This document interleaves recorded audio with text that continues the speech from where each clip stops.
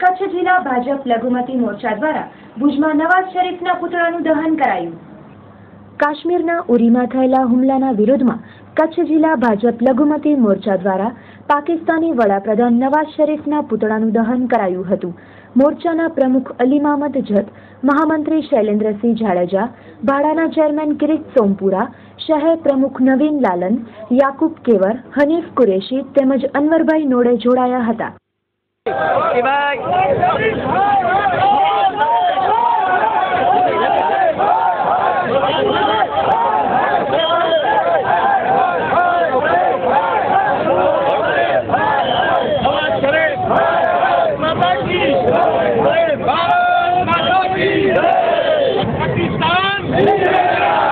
Okay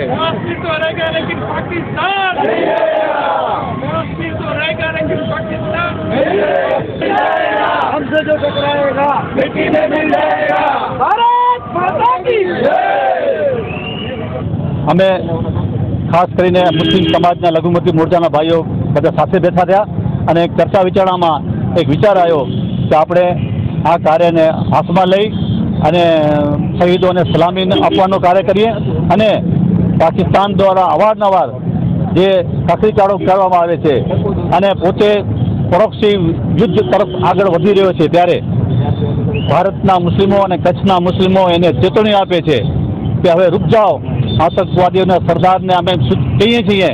કે હવે આ મુસ્લિમ સમાજ કચ્છનો અને ભારતનો મુસ્લિમ સમાજ એ ભારતની હિન્દુસ્તાનની પડખે છે અને આવનાર દિવસોમાં જો એને કોઈ પણ જાતનું પગલું ખોટું ભર્યું તો સમગ્ર મુસ્લિમ સમાજ એ ભારત વતીથી એની સામે એને પડકાર ઝીલવા માટે તૈયાર છે।